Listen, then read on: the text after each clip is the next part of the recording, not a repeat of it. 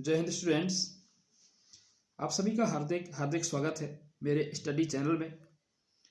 और आज का हमारा टॉपिक है न्यूमेरिकल क्वेश्चन, अंकित प्रश्न। कक्षा 12वीं का जो तीसरा चैप्टर है धारा विद्युत, करंट इलेक्ट्रिसिटी, उससे न्यूमेरिकल भी पूछे जाते हैं मेन एग्जाम में। तो ऐसे मैंने 5 मोस्ट आईएमपी न्यूमेरिकल क्वेश्चन का कलेक्शन किया है।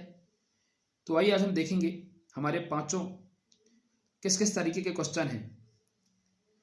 तो आज का हमारा पहला क्वेश्चन है, सामर्थ्य 100 वाट एवं 400 वाट की दो बल्बों के प्रतिरोधों की तुलना कीजिए यदि इनकी वोल्टता समान है। सामर्थ्य को हम अंग्रेजी में पावर कहते हैं, मतलब शक्ति। तो ये हो गया P1 का मान 100 वाट और P2 का मान 400 वाट। दो बल्बों के प्रतिरोध मतलब R1 और R2 की तुलना करना है यदि इनकी वोल्टता मतलब V का मान विभवांतर समान है। तो चलिए हम देखते हैं कि इसको हम किस तरीके से सॉल्व कर सकते हैं। तो हमारा जो पहला क्वेश्चन है बड़े ही सरल वे में करेंगे और बहुत ही सरल क्वेश्चन है। एक बार आप तैयार करेंगे तो फिर वो तैयार हो जाएगा। सबसे पहले आपको मान लेना है, माना कि P1 बराबर 100 वाट P1 की वैल्यू है और P2 का मान 400 वाट। हमारे पास एक सूत्र होता है P बराबर V² अपॉन R। मतलब कि जो पावर होती है, जो सामर्थ्य होती है, वह वोल्टता के स्क्वायर और प्रतिरोध के अनुपात के बराबर होती है। क्वेश्चन में कहा गया है कि जो वोल्टता है वह एक समान है, वोल्टता समान है मतलब फिक्स है। तो जब ये फिक्स राशि है, जब ये हटेगी तो बराबर का चिन्ह हटेगा। तो मतलब इस इक्वेशन को हम ऐसा भी लिख सकते हैं, P समानुपाती 1/R। क्योंकि वोल्टता एक समान है तो बराबर का चिन्ह हटा तो समानुपाती लग गया, 1/R हो गया और ये हमारा P चल रहा था। इसके जस्ट बाद हम यहाँ देख रहे हैं कि जो सामर्थ्य होता है वह प्रतिरोध के व्युत्क्रमानुपाती है। मतलब यदि सामर्थ्य बढ़ेगा तो प्रतिरोध घटेगा। तो इस पैटर्न को P1/P2 के रूप में हम ऐसा लिख सकते हैं, P1/P2 बराबर R2 के बटे में R1। P1 के लिए R1 उल्टा है और P2 के लिए R2 उल्टा है, मतलब विपरीत है। P1/P2 बराबर उल्टा रिलेशन होगा R2/R1, क्योंकि सामर्थ्य हमेशा प्रतिरोध के व्युत्क्रम होती है। अब क्या करेंगे हम, यहां से हम वैल्यू जो हमें दी गई हैं वो रखेंगे इस सूत्र में।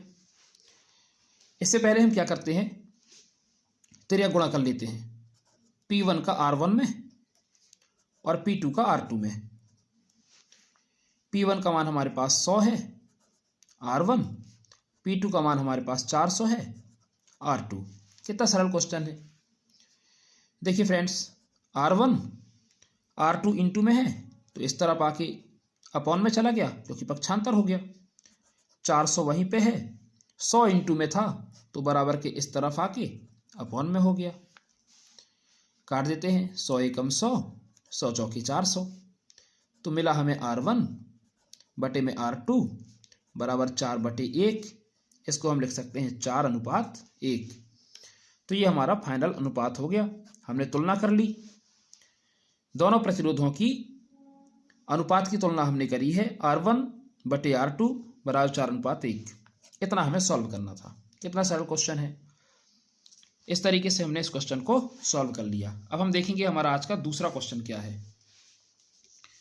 तो जो हमारा दूसरा क्वेश्चन है आज का, दूसरा क्वेश्चन, किसी कार की संचायक बैटरी का विद्युत वाहक बल 12 वोल्ट है। यदि बैटरी का आंतरिक प्रतिरोध 0.4 ओम है तो बैटरी से ली जाने वाली अधिकतम धारा का मान ज्ञात करना है। देखिए फ्रेंड्स, कार की संचायक बैटरी का विद्युत वाहक बल, विद्युत वाहक बल को अंग्रेजी में कहते हैं इलेक्ट्रोमोटिव फोर्स, जिसको हम ई से दर्शाते हैं। ई का मान 12 वोल्ट दिया है। बैटरी का आंतरिक प्रतिरोध मतलब जो सेल के अंदर प्रतिरोध रहता है, इनर रेजिस्टेंस, जिसको हम स्मॉल आर से दर्शाते हैं, वह 0.4 ओम, मतलब हमें स्मॉल आर की वैल्यू दी गई है। तो बैटरी से ली जाने वाली अधिकतम धारा मतलब कि आई मैक्सिमम का मान हमें ज्ञात करना है। तो देख लेते हैं कि हमें सबसे पहले दिया क्या क्या है। इस तरीके से हम सवाल को सॉल्व कर लेते हैं। तो ये वाला तो हमारा पहला क्वेश्चन था, ये पहला क्वेश्चन था। अब यहाँ हम कर लेते हैं हमारा दूसरा क्वेश्चन। तो सबसे पहले जब हम इस सवाल को सॉल्व करेंगे तो दिया क्या है, देखिए बैटरी का विद्युत वाहक बल दिया है। बैटरी का विद्युत वाहक बल मतलब कि हमें ई का मान दिया है। कितना दिया है? 12 वोल्ट।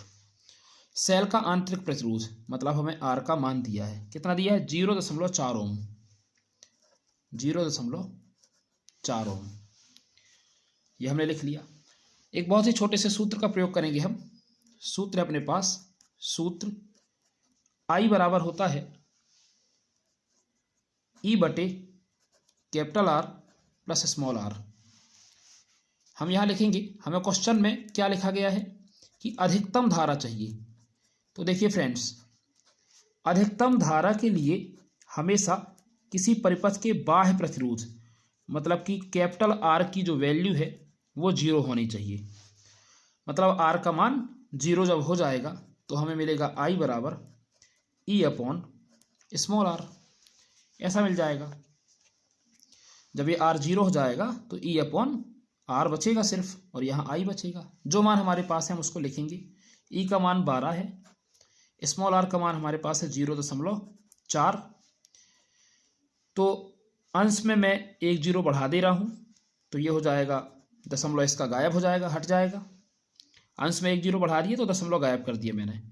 काट दो इसको, 4 तिया 12, 4 शून्य 0, मतलब हमें मिला ये आई मैक्सिमम की वैल्यू हमें मिल गई। आई मैक्सिमम बराबर, यहाँ भी हम लिख लेंगे, आई मैक्सिमम बराबर 30 एम्पियर। आई मैक्सिमम बराबर 30 एम्पियर। तो ये हमारा इसका सॉल्व हो गया। तो कितने बढ़िया तरीके से हमने दोनों सवालों को सॉल्व किया। छोटे छोटे सूत्र हैं, बस सूत्र याद करना है और हमसे इन क्वेश्चंस को सॉल्व करते आने लगेगा। अब हम देखेंगे हमारा तीसरा क्वेश्चन क्या है। हमारा तीसरा क्वेश्चन है 10 विद्युत वाहक बल वाली बैटरी जिसका आंतरिक प्रतिरोध 3 ओम है। देखिए फिर से हमें स्मॉल आर की वैल्यू दी गई है 3 ओम, और 10 विद्युत वाहक बल मतलब कि ई का मान दिया गया है, क्योंकि विद्युत वाहक बल को हम ई से दर्शाते हैं।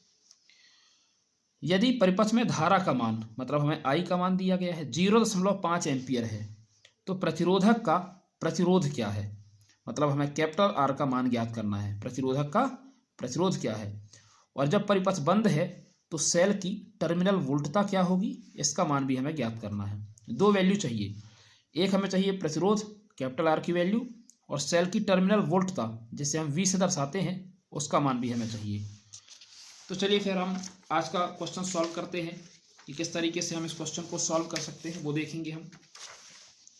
सबसे पहले जो दिया है उसकी लिस्ट बना लेते हैं, क्या क्या हमें दिया गया है। तीसरा क्वेश्चन दिया है बैटरी का विद्युत वाहक बल,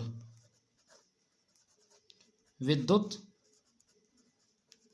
वाहक बल जिसको हम ई से दर्शाते हैं, उसका मान लिखा है 10 वोल्ट। ये हमने देख लिया। इसके बाद हमें दिया गया है सेल का आंतरिक प्रतिरोध, स्मॉल आर की वैल्यू दी गई है 3 ओम। यदि परिपथ में धारा का मान मतलब आई का मान दिया गया है 0.5 एम्पियर, इतना मान हमें दिया गया है। फिर से हम वही सूत्र का प्रयोग करेंगे क्योंकि हमें कैपिटल आर का मान निकालना है। तो सूत्र होता है हमारे पास आई बराबर E upon capital R plus small R. ये हमने देख लिया। यहां से सबसे पहले हम क्या करेंगे, क्वेश्चन में पूछा गया है प्रतिरोधक का प्रतिरोध क्या है, मतलब हमें आर का मान चाहिए। तो इस समीकरण को पहले हम बना लेते हैं। ई का गुणा 1 में होगा तो हो जाएगा ई, आई का गुणा आर प्लस आर में हो जाएगा, तो ये मिल जाएगा हमें। देखिए फ्रेंड्स, ई का गुणा 1 में होगा तो ई हो जाएगा, तिर्यक गुणा आई का गुणा capital R plus small R में होगा, capital R plus small R में। हमें आर की वैल्यू चाहिए कैपिटल आर की, तो इसको ऐसा ही रहने दें। ये हो जाएगा हमें ई अपॉन इंटू का जो आई है वह अपॉन में चला गया। कैपिटल आर चाहिए तो प्लस आर का पक्षांतर करना पड़ेगा। ई अपॉन आई प्लस का आर जब इस तरफ आएगा तो हो जाएगा माइनस का आर। अब जो वैल्यू हमें दी गई हैं उनके मान हमें रखने बस हैं। तो कैपिटल आर बराबर ई का मान दिया गया है 10, आई का मान दिया गया है हमें 0.5, माइनस आर का मान दिया गया है 3। तो मिलेगा, दशमलव का चिन्ह हटाना है नीचे वाले का, ऊपर एक 0 बढ़ा दीजिए, तो 10 से ये हो गया 100, नीचे 5 बचा, माइनस का 3, तो ये कट जाएगा, 5 दूनी 10, 5 शून्यम 0, मिला 20 माइनस 3। तो कैपिटल आर का मान मिला 20 में से 3 चले गए 17, और ये प्रतिरोध है, प्रतिरोध का मात्रक हो गया ओम। इस तरीके से हमने प्रतिरोध का मान निकाल लिया। जो हमसे पूछा गया था कि यहाँ पास प्रतिरोधक का प्रतिरोध क्या है, ये हमने निकाल लिया। अब जब परिपथ बंद है तो सेल की हमें निकालना है टर्मिनल वोल्टता क्या होगी। तो टर्मिनल वोल्टता के लिए हम छोटे से सूत्र का प्रयोग करेंगे। यहाँ पास बहुत ही अच्छा सूत्र है पुनः टर्मिनल वोल्टता के लिए, टर्मिनल वोल्टता के लिए जो हमारा सूत्र होता है वह होता है V बराबर E minus I R. V का मान निकालना है, E का मान हमें दिया गया है 10, माइनस I का मान दिया गया है 0.5 और R का मान दिया गया है 3। तो V बराबर 10 माइनस ये हो जाएगा 5 3 15, एक अंक पहले दशमलव है दाहिने हाथ तरफ से तो यहाँ लग जाएगा। मिला हमें 10 में से 1.5 चले जाएंगे तो बचेगा 8.5। इस तरीके से हमने V का मान निकाल लिया 8.5 वोल्ट। क्या होगी हमारी टर्मिनल वोल्टता। तो टर्मिनल वोल्टता के लिए हमने इस छोटे से सूत्र से इसको सॉल्व कर लिया। अब हम देखेंगे हमारा आज का चौथा क्वेश्चन क्या है। तो चौथे क्वेश्चन के लिए हम सॉल्व करेंगे एक तार का प्रतिरोध। क्वेश्चन दिख रहा है अब हमारे सामने। एक तार का प्रतिरोध 4.0 ओम है, 4.0 ओम है। मतलब हमें ये कैपिटल आर की वैल्यू दी गई है। यदि इसे खींचकर, जिसका प्रतिरोध 4.0 ओम है, इसे खींचा गया और दोगुना कर दिया गया तार को, तो इसका प्रतिरोध कितना हो जाएगा। भाई सीधी सी बात यह है कि एक तार है कुछ लंबाई का, अपन उसको L1 लंबाई मानेंगे, उसका प्रतिरोध R1 की वैल्यू 4 ओम है। यदि इसे खींचा गया तो पहले की लंबाई का तार हो गया है दोगुना, तो अब इसका नया प्रतिरोध कितना होगा ये हमें ज्ञात करना है। तो इस सवाल को सॉल्व करने के लिए हम क्या करेंगे, हमने देख लिया कि 4.0 ओम कैपिटल आर की वैल्यू है, हमें दी गई है। तो देखिए फ्रेंड्स, जब हम इसको सॉल्व करेंगे तो सबसे पहले हम मानेंगे तार की प्रारंभिक लंबाई। चौथा सवाल हमारा क्या है आज का, तार की प्रारंभिक लंबाई हमने उसको मान लिया L1, तार की प्रारंभिक लंबाई। तब जो प्रतिरोध है वह है R1। तब प्रतिरोध क्या है इस समय, R1। अब प्रश्नानुसार,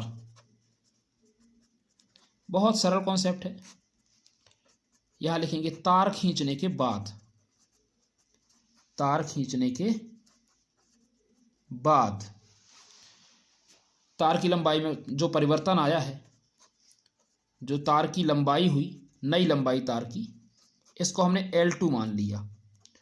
प्रश्न में लिखा गया है कि यह दोगुनी हो जाती है, मतलब पहले की लंबाई की दोगुनी हो जाती है। पहले तार की लंबाई L1 थी, उसका दोगुना हो गई तार की नई लंबाई तार खींचने के जस्ट बाद। छोटा सा सूत्र है हमारे पास, इसमें हमसे पूछा गया है कि R2 का मान बताइए आप, कि अब नया प्रतिरोध क्या होगा। सो सूत्र है R1/R2 L1 अपॉन L2 का होल स्क्वायर। इस सूत्र का हम प्रयोग करेंगे तो ये हो जाएगा R1/R2 बराबर L1, ठीक है, L2 का मान हमारे पास है 2L1 उसका स्क्वायर। तो ये क्वेश्चन जब हम इसको सॉल्व करेंगे तो देखिए फ्रेंड्स, हमें क्वेश्चन में सबसे पहले प्रतिरोध दिया गया था, R1 का मान हमने देखा था 4.0 ओम। जब हमने क्वेश्चन में देखा था कि सबसे पहले तार का जो प्रतिरोध है वो कितना है, 4.0 ओम। R1 की जगह पर रख दें 4.0 ओम, नीचे R2, L1 से L1 कट जाएगा, 1/2 का स्क्वायर मिला। ये हो जाएगा 4.0 को हम सिर्फ 4 लिख सकते हैं क्योंकि दशमलव के बाद 0 का कोई मतलब नहीं, बटे में R2, 1 का वर्ग 1, 2 का वर्ग 4, R2 एकम R2 बराबर 4 का गुणा 4 में हो जाएगा, क्योंकि बराबर लगा है तो तेरे गुणा होगा, 4 चौके 16 ओम। इस तरीके से हमने इस क्वेश्चन को सॉल्व कर लिया। हमारा क्वेश्चन था, सबसे पहले हम क्वेश्चन देखेंगे। क्वेश्चन क्या था हमारे पास, जो क्वेश्चन था वो था कि एक तार का प्रतिरोध 4.0 ओम है, यदि इसे खींचकर दोगुना किया जाए तो इसका प्रतिरोध कितना होगा।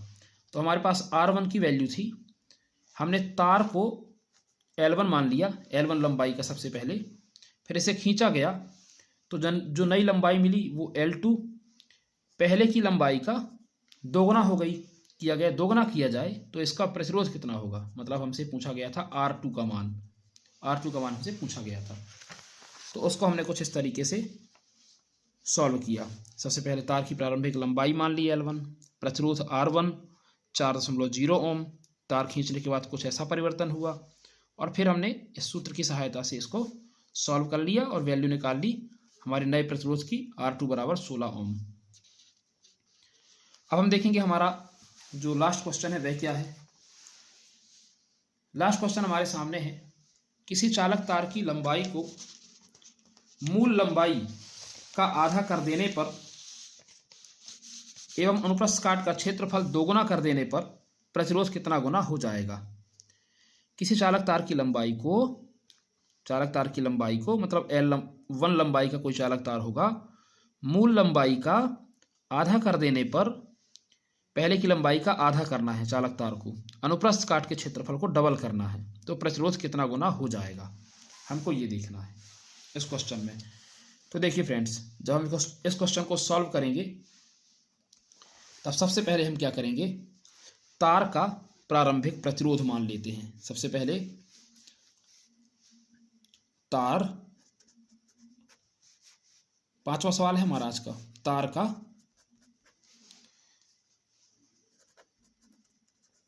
प्रारंभिक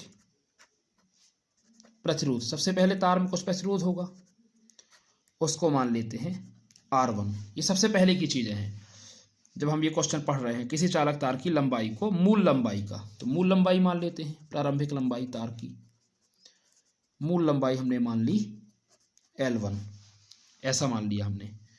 ठीक, इसके जस्ट बाद हम अनुप्रस्थ काट का क्षेत्रफल भी तार का मान लेते हैं, क्षेत्रफल को हमने मान लिया A1, ठीक है ना। अब हमने क्वेश्चन को देख लिया है कि मूल लंबाई को आधा करना है और अनुप्रस्थ काट के क्षेत्रफल को दोगुना करना है, तो प्रतिरोध कितने गुना हो जाएगा, मतलब हमें R2 की वैल्यू ज्ञात करना है। ये तार का प्रारंभिक प्रतिरोध है, हमें R2 का मान ज्ञात करना है।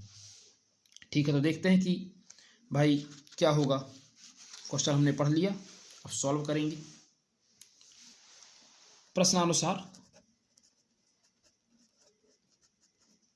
प्रश्नानुसार क्या कहा गया है कि मूल लंबाई को आधा कर देने पर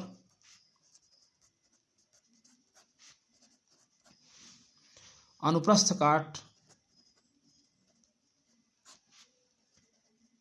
अनुप्रस्थ काट का क्षेत्रफल 2 गुना हो जाता है। मूल लंबाई को आधा कर दिया गया है, मतलब हमें नई लंबाई मिलेगी। नई लंबाई को हम L2 मान लेते हैं। L2 बराबर हो जाएगा पहले की लंबाई का आधा, मतलब बटे 2। नया क्षेत्रफल मिलेगा। पहले क्षेत्रफल हमने क्या माना था, A1, तो अब A2 मान लेते हैं। तो ये हो गया पहले के क्षेत्रफल का डबल। अनुप्रस्थ काट का क्षेत्रफल 2 गुना हो जाता है, तो 2A1 मिल गया।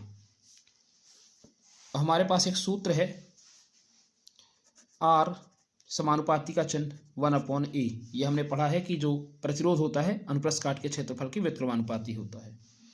इसी पैटर्न को हमें फॉलो करना है। R1 बराबर हमें मिल जाएगा, अच्छा R व्युत्क्रमानुपाती L/A, ये फार्मूला हमारा होता है R व्युत्क्रमानुपाती L/A। तो जब हम इस पैटर्न को फॉलो करेंगे तो मिलेगा हमें L1/A1, R2 बराबर मिलेगा हमें L2/A2, R व्युत्क्रमानुपाती L/A। इस पैटर्न से हमने R1 और R2 के लिए वैल्यू निकाल ली। अब हम क्या करेंगे, प्रतिरोधों का अनुपात निकालेंगे, R1/R2। R1 का मान क्या है, L1/A1। R2 का मान क्या है, L2/A2। बराबर में हम पलटा देंगे, L1/A1, A2 ऊपर जाएगा पलट के, L2 नीचे आ जाएगा। यहाँ चल रहा है R1/R2।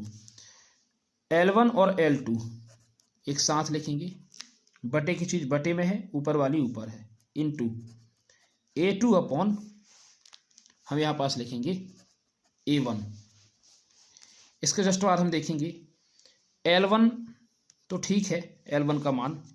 L2 का हमारे पास मान नया था।